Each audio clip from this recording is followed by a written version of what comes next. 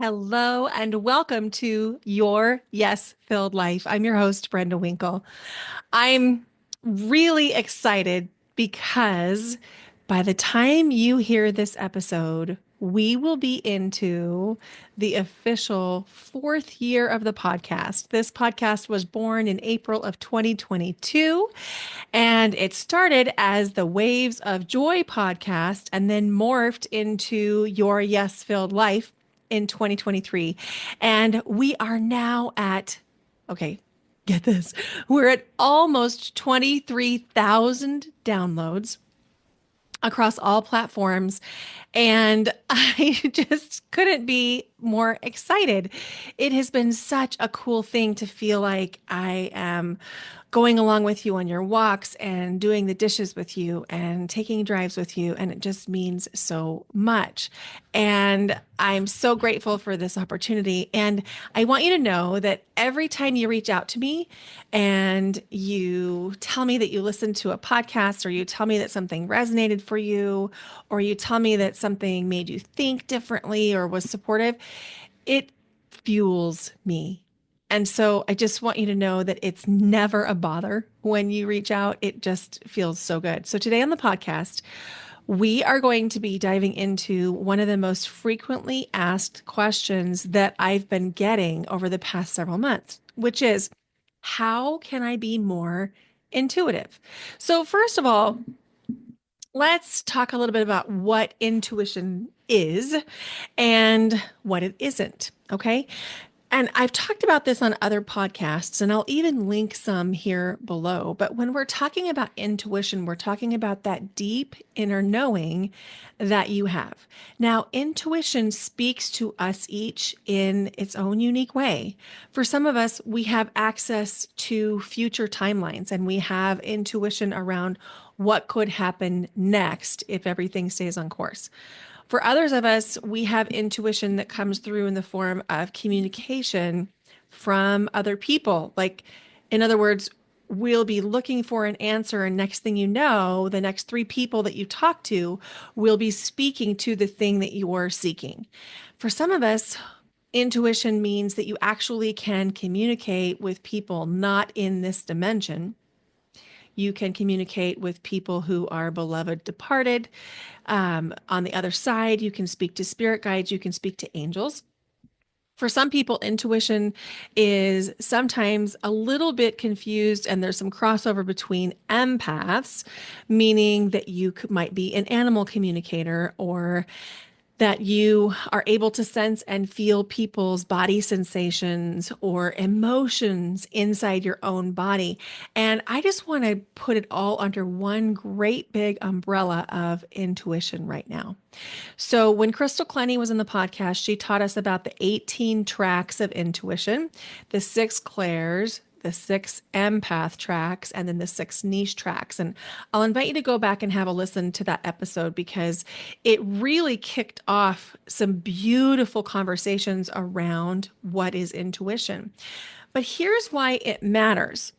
If we aren't living in a way that we have access to our intuition, we have these like kind of inner knowing types of feelings that we know something would work, and oftentimes we're talked out of doing it that way, or more people think we should do it a different way, or perhaps somebody with a stronger opinion or stronger language thinks we should do it another way, and then you end up going back and doing it the way you thought of first, which is taking you extra time, extra bandwidth, extra money. And in some cases, it can be really painful if you knew that something was better suited to be a different way. It can be really painful to come face to face with that. I have never personally regretted any time I followed my intuition, and I've never met anyone else who regretted following their intuition either. I do hear the opposite, regret around not following intuition, and that often sounds like I knew we should have done it this way, or I just had a feeling. So the truth is, if you're drawn to this podcast, you are intuitive. And we can help you grow and develop that intuition. And I'm even going to begin talking more about how you can access some of these other intuitive gifts, like your six clairs, meaning clairvoyant, clairaudient, clairalient, clairsentient, and claircognizant. And I'm missing one of the clairs, but you get the drift. So we'll even be talking a little bit about that. And if there's interest in actually learning how to tap into your intuition, like as a like being taught in a class or a course, I'm open to that. And I'm really excited to say that that's one of the things that I'm now offering inside of a brand new one-on-one offer called The Intuitive Way, which is helping people learn to access their intuition. So, what does it mean? And let's talk about the six clairs really a lot right now. And then we're going to talk about the empath, a couple of the empath things in a second. It means that you are getting information either from your mind's eye or perhaps your physical eyes, from your mind's ear, like it's an internal voice. There might be a sense of knowing, like something just dropped in. Oh, and clairsentient, that was the one I missed. Um, it might be that you feel it in your body, or you might actually be in a conversation with somebody else and then know things because they're talking to you that you'll feel inside your body. And there's really no limit to the ways that you can access your intuition. So I have one mentor who says there's like 120 different ways we can access our intuition. And so if we think only about the six clairs, we are really limiting ourselves. Because the truth is, and you know this, you have intuitive hits in any number of ways. Like, for example, if you have ever been stuck on something, like you're stuck in a project, you're trying to solve a problem, and then you go walk, and next thing you know, that solution pops into your mind, you have accessed your intuition somatically by moving your body. And this is where all of the somatic practices that I offer come in. So the breath work, the somatic healing, the somatic coaching, the theta healing, even the Reiki. Reiki really unlocks a lot of intuition. In fact, Reiki is what I call my gateway drug into the intuitive arts because that was really how I first understood this energy that of intuition, because intuition is a form of energy. So when we're talking about energy management or tracking energy, we're also talking about intuitive access. They're going together. And when we talk about finding ways to access more intuition, we're going to start by talking about one of the ways no one's talking about that can keep your intuition from coming in. Are you ready? So if you have um, not integrated child parts and protector parts that are still running the show, they are blocking your intuition. How do you know if you have a protector part or a child part? Well, if you've never done any work on inner children or protector parts, chances are you do have them. Most of us do. And I'm saying most just because I hate qualifiers that say everyone all the time. But I will say I have not met anyone ever in my friends, my family, my mentors, my clients that does not have some inner child parts and protector parts to integrate. And the way it keeps us from accessing our intuition is it's playing a tape in the background from the past. So let me give you an example. There was a birthday party when I was like 10 or 11 that I had invited the girls at my school to. And I really wanted them to come to that party for a whole variety of reasons. Obvious reasons, like I wanted people at my birthday party. I wanted my friends to be there. I wanted to feel like I mattered and was important.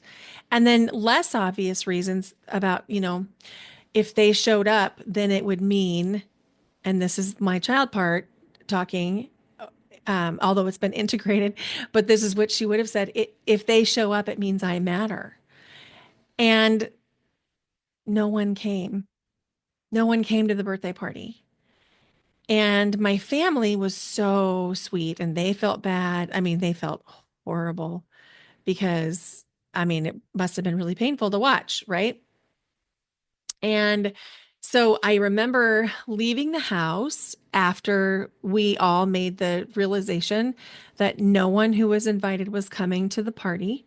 And, we still had our cake and we opened up a couple of presents, and my family tried to make it really special.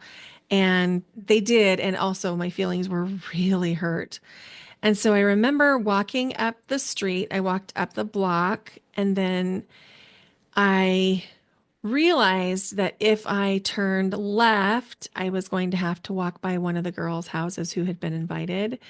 And if I turned right, I was going to have to walk by one of the girls' houses who was invited. And so I was plotting my path carefully to get close to the house, but to never walk by the front window because I didn't want to know where they were. I didn't want to know why they hadn't come because in my mind, they were all, you know, standing up the party together. I don't actually know what happened. They may have told me, but I don't remember why they didn't come, but they didn't come. So anyway, I have this memory that I was standing on this corner. I remember the sun was shining brightly because it was Western Nebraska. And even though my birthday's in February and it's typically cold and snowy in Nebraska in February, the sun shines a lot. And so I have this memory on this corner making this decision around how to walk so I could avoid walking by the front window of either of these girls' houses. And I knew that that memory was the part that I think about when I think about the birthday party. But what I didn't know until I did some inner child healing was that that part of me had been frozen in time with her unmet need, her need to matter, her need to be of significance, her need to be in community. All was violated that day. Not necessarily, let's not make the blame on the other kids, because that's not what this is about. And I don't even want you to feel sorry for me about the birthday party. That's not what this is about either. What this is about is there was this 10-year-old part inside of me that wanted significance above everything else. And any time that in my life, as I grew and aged and continued to have other birthdays and got older and situations were different, but anytime there was a flavor that was familiar around wanting to be of significance, wanting to matter, wanting to be enough, subconsciously, this child part would come online. And when she came online, and I now can recognize this. I did not recognize it at the time until I had some healing around this. But at the time, she would get into this proving energy, proving her worth, proving how much she could belong, proving how much value she could bring.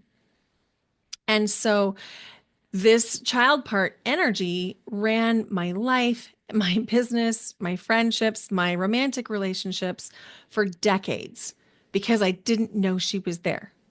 I mean, I knew she was there. I knew this had happened, but I didn't understand that this was such a significant event that it created this little inner child wound. And so when I healed that wound, all of a sudden I felt a lot more freedom. I felt like I matter. I don't need you to prove to me that I matter. I'm already worthy. And if you can't see that, that's your problem, not mine. But until this child part got healed, when things would present themselves in a way where there was any energy around, I don't know if you're quite a fit for this, I could prove to you that I was going to be a fit. I could, and I did. I often proved. So if you've ever felt that from me, that's what was happening.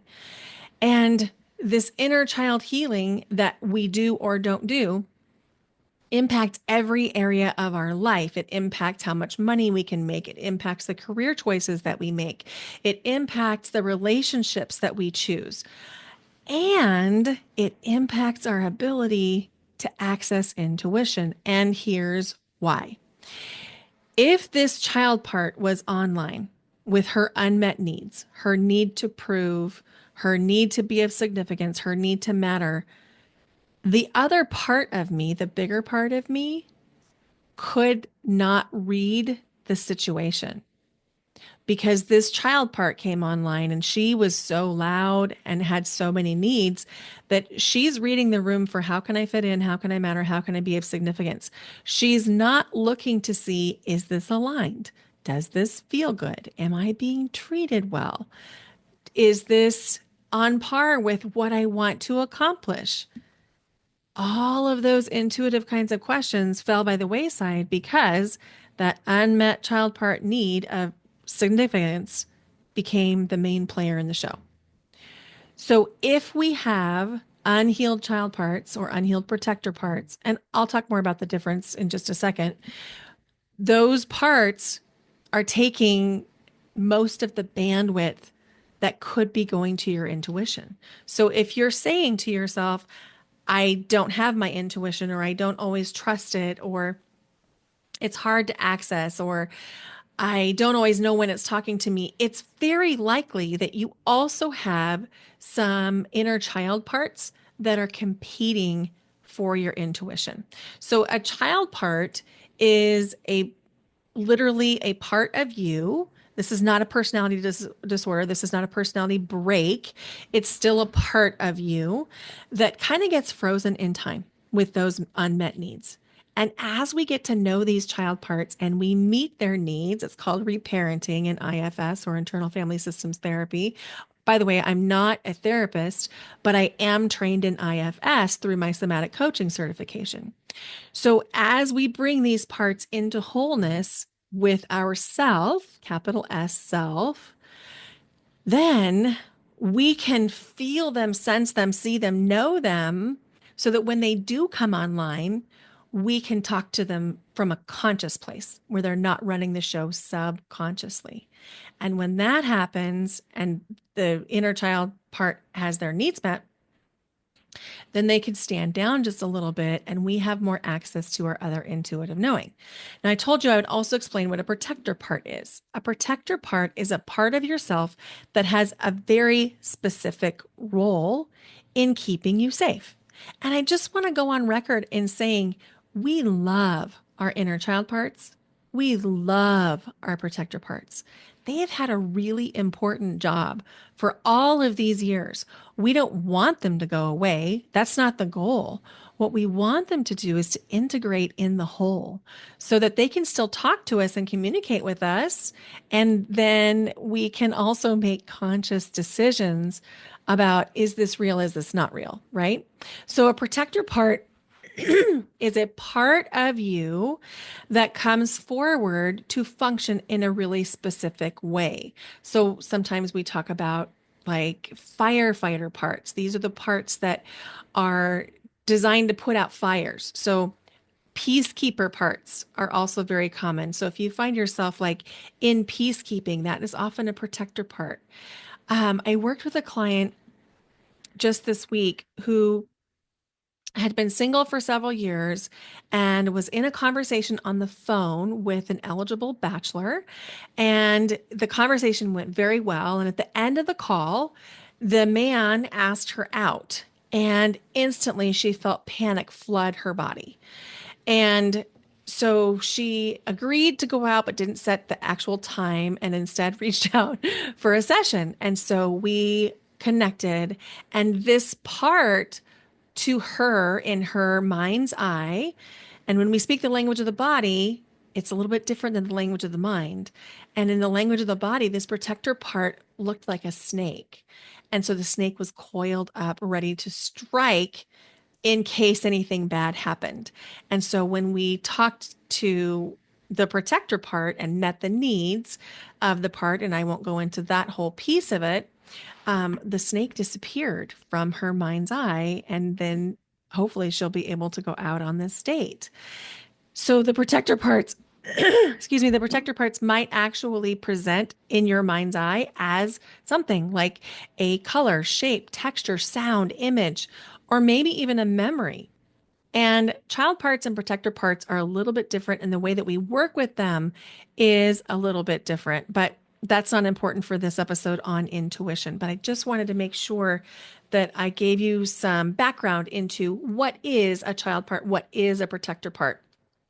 A couple other really common protector parts that it's worth acknowledging for the purposes of this episode are the manager, the one who has to be in control of everything. Yeah, that's a protector part.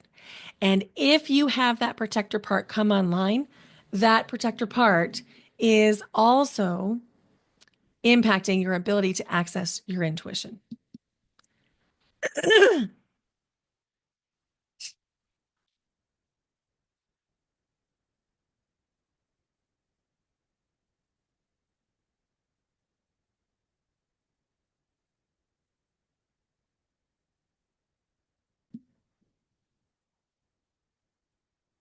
Okay, so let's talk about some ways that intuition can come in.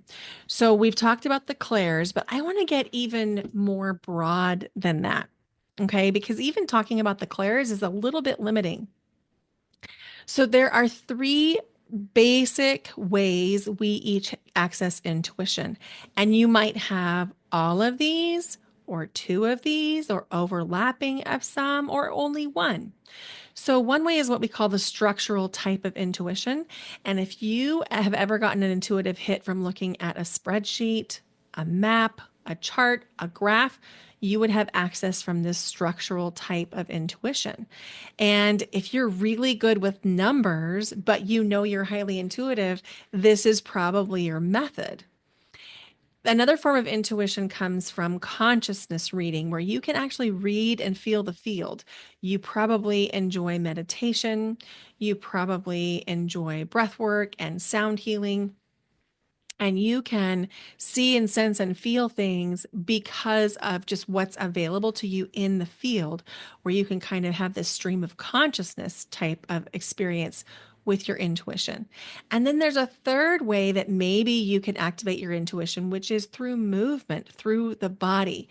And if you have this form of intuition, you might be able to move your body in whole body ways, like walking or dancing, and get intuitive hits. Or you might be able to even just move your fingers, like wiggling your fingers back and forth might actually bring in some intuitive awareness. So I'll be talking more about this as we go on in time, but I just want you to know that there's so many different ways the intuition can come in. We don't want to discount any, and we don't want to ever send the message that the only people are intuitive are the people that are wearing the long flowing skirts dancing around the fire. Are they intuitive? Yeah, of course. But so are a lot of the people who are reading spreadsheets, doing important intuitive work in more structured kinds of fields. So that's a big part of the reason why I wanted to create an offer that could help facilitate you learning about your intuition and also support you in coming to know some of your child parts and protector parts, because it's so important for us to address those. So the big part of what I do is help you to release beliefs and habits and behaviors that are no longer serving you. And the way we do that is through a lot of the things that I offer. So I decided, why would I make you choose between all the different things that I offer, whether it's Reiki or theta healing or somatic coaching or breath work? What I really want to do is just be present in the moment and track your energy to find out what is actually going to help us get to the root, what's going to help us amplify your energy, amplify your intuition to find you so that you can be more of you. And so I created an offer called the Intuitive Way, 6 months to more embodied and confident leadership for ambitious and intuitive women. So, this is a private coaching experience that's designed to help you reclaim your energy, trust your inner knowing, and lead with clarity and sovereignty and soul. So, the intuitive way is, I'm so excited about it because we're going to customize this experience for you. If you are somebody who is working for someone else, we can help activate your intuition so that you can take the right next steps, so that you can see the next steps, so that you can read the energy of the people around you. If you're somebody who owns a business, we can actually help you track the energy of your business, of the people that you're working with, of yourself, of your offers. In fact, I was on a call today with a client, and the client was saying she's an entrepreneur and she used to be in banking, and she has a new group coaching offer that she's offering. And she was telling me that she was able to pull in, I can't remember the number. It was like 75 people into a class that she'd offered, and she was so excited. And 75, by the way, is a big number. Just for context, when you're in the online world and you have 75 people coming to a class, that's a big number. And people were so excited about this class that she offered. And then in her offer that followed that, it was a group coaching container. She's had it live for several weeks and no one was joining the program. And so she asked me if I could track the energy of the program. And so I tracked the energy of the web page and then tracked the energy of the program. And when I tracked the energy of the web page, I realized two things. One is that it wasn't clear to the people who might purchase the program what it was or how long it was. So I could feel their energy of like, I'm not sure what this is. I like her a lot. I don't know what this is. And so then they clicked out. The other thing that I tracked, which was even more important, was I looked at her and I said, hey, you know what I'm really tracking is that you're not sure you want to do this. And she laughed and she said, what do you mean? And I said, well, I might be wrong here, but the energy that I'm tracking is you don't actually want to teach this offer. You don't want to teach this group for 12 weeks. And she thought about it for a few minutes and she said, can you ask me some questions? And I said, yes, absolutely. I said, okay, so let's say if this program is 12 weeks, does that feel exciting to you? And she was like, no. And I said, okay, so is it the length of time or the content that you're teaching that doesn't feel exciting? And she realized she loves the content. It was the length of time. So then I asked her some more questions and I asked her, okay, is it like an 8-week program? Is it a 4-week program? Is it a single night? What is it? And as I asked the questions, her intuition really came online. And before we got off the call, she knew exactly what she wanted to offer. And it made her smile from ear to ear. She felt so much lighter. She felt excited. She felt happy. And you know what was interesting is the energy around the sales page was changing even before she changed any words, simply because her energy changed. And so that's one of the things that I want to teach you to do inside the intuitive way is to track and be more aware of your own energy. Because here's the thing, we're always sending out an energetic signal. And sometimes, oftentimes, we're not aware of what that signal is. And when we can create awareness around what that signal is, we can make sure that the thing we're signaling is aligned so we feel good about it, and then we'll attract people into it. And this will work whether you are applying for a job or offering a group coaching program or you're trying to organize a book club. It literally works with everything. And so I'll give you an example from my own life. In 2021, I was applying for jobs in 2020 and 2021. I was applying for jobs all over the United States and I wasn't getting any hits. I mean, I applied for 100 or more jobs in 2020 and early 2021. So by the time that January 2021 rolled around, I was counting up the number of applications that I had submitted and realized it was 100. And I was like, whoa, okay, that is a lot of applications to not get any hits. And so I thought to myself, okay, there's something wrong here. There's something wrong in the energy here. And I didn't totally know what that was because sometimes it's hard to see your own nose for your face, right? but I knew it had something to do with I had an energy of running away from something. I wanted to leave where I was. I wanted to work for a different company. And instead of being attracted to the next thing, running towards something, there was this leaving energy. So I decided that what I needed to do that probably made the most sense, even though it felt really hard, was I was going to fall in love with my house at the time, my job. I loved my students already. I was going to fall in love with my staff, my administration, the district. I was going to love it no matter what. And so I did. And it was literally a decision that I was going to focus on the things that I loved. And I would come home and I would verbalize how grateful and how much I loved these certain things that had happened, or the people that had come in, or the connection that I felt. And it wasn't very long at all before it was real. I loved it there. Loved it. Absolutely loved it. And I felt myself falling in love so deeply with my situation, my work, the people that I worked with, the students, my house, my neighbors. I was like deeply in love with all of it.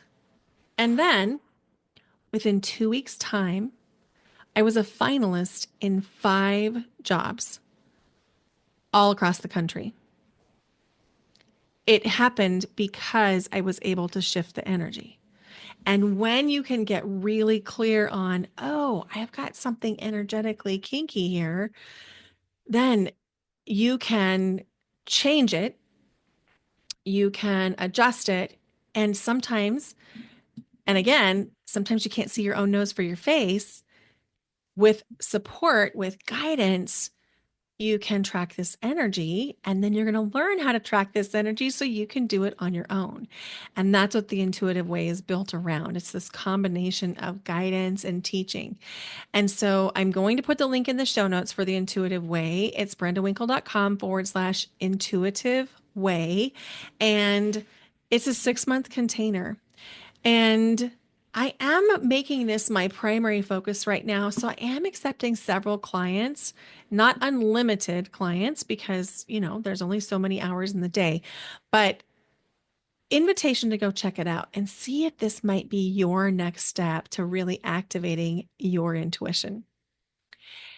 So this is a private coaching experience designed to help you reclaim your energy, deepen your self-trust and intuition, and lead with that soul level clarity.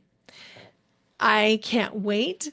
Can't wait to tell you more about it. I have 2 new Intuitive Way clients as of this week, and we're already getting started. And their ahas are inspiring. Let's just put it that way. And that's the thing, right? Sometimes you just make a decision that you're ready for the next new thing, and the transformation begins. It's literally a decision. I just love that. So, one of my decisions lately has been I just want to be really more raw, more authentic, more me. And, to that end, I want to offer something to you, which is this. There's a lot of unrest and uncertainty right now in the United States. And it would be irresponsible of me to tell you to stop watching the news, because I think you need to be informed. In fact, Caroline Myss wrote a book, and as part of that book, she talked about how essential it is for the people who are healers and caretakers and loving hearts to be informed, but to do it in responsible ways that don't tax your nervous system. And so, all that's to say, there are 2 really important things that you can be doing right now.